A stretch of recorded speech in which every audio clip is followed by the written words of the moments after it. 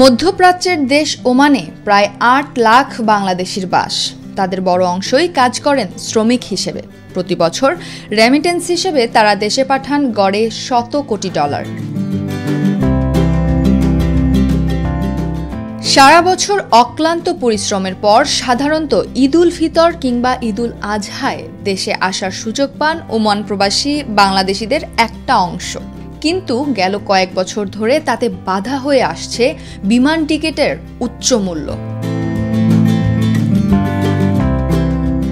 সাধারণত 40 থেকে 60 ওমানি রিয়ালের মধ্যে ওঠানামা করে ওমান ঢাকা রুটে বিমান টিকিটের দাম। কিন্তু ঈদুল ফিতর ও ঈদুল আজহার সময় এটি বেড়ে বিক্রয় হয় 120 থেকে 130 ওমানি রিয়ালে। অর্থাৎ টিকিটের জন্য যাত্রী প্রতি খরচ করতে হয় অন্তত 3 গুণ অর্থ। ঈদ আসলে, রমজান আসলে আমরা এখানে দিন মজুরেরা কেন অনেক কষ্ট করে আশা করে থাকে ছেলে মেয়েদের সাথে গিয়ে দেশের ভ্রাতৃত্ব বন্ধন ঈদটা উপভোগ করবে। কিন্তু বিমানের একটা ভোগান্তির জন্য সবাই তখন আমরা হতাশা হয়ে যাই। কোনো দেশে একবার টিকিট শেষ করলে, টাইম শেষ করলে সেটার কোনো ফিস হয় না।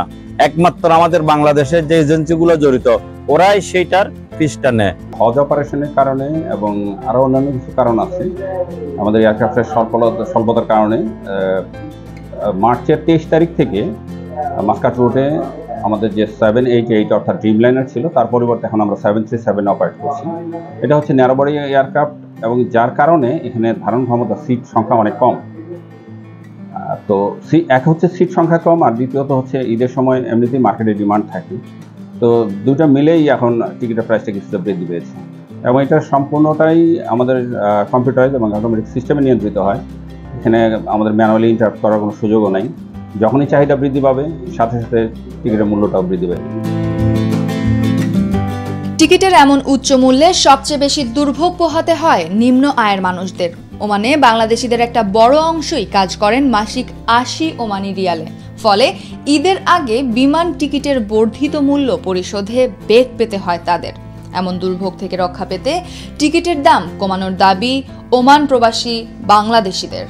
যে কোনো ঈদ এবং যে কোনো অনুষ্ঠানে টিকিটের দাম যখন বেড়ে যায় তখন আপনারা এগুলো একটু খেয়াল করবেন, যে সাধারণ জনগণের যেন ভোগান্তি না হয়। কুরবান আসলে দেশে যেতে পারি, টিকিটের দামটা যেন আমাদের রিজনেবল থাকে, আমরা যেন সচরাচর যেন সবাই যেতে পারে, এই উদ্যোগটা যেন আমাদের জন্য যেন এই আকুল আবেদনটা যেন আপনাদের প্রতি আমাদের রইল। ওমানের আসা যাওয়া যে টিকিটের খরচা, এটা দিয়ে নাকি লন্ডন আমেরিকা পর্যন্ত যাওয়া যায়।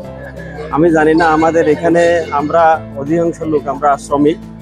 তো এখানে আমি মনে করি আমাদের যারা ঊর্ধ্বতন কর্মকর্তা বিমানের আছেন এবং যারা দেশের নেতৃত্ব দিচ্ছেন তাদের নজর রাখা উচিত। রমজানের ঈদে এবং কোরবানের ঈদে সাধারণত টিকিটের ডিমান্ড বেশি থাকে, যার ফলে আসলে খুব চড়া মূল্য থাকে প্রত্যেকটা টিকিটের।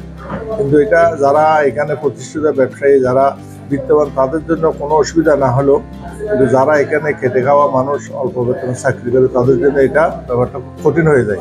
যেন এই মূল্যটা একটু সীমিত রাখে এবং সাধারণত সবাই যেন দেশের টানে, নারীর টানে দেশে গিয়ে যেন ঈদটা স্বাচ্ছন্দ্য মতো করতে পারে।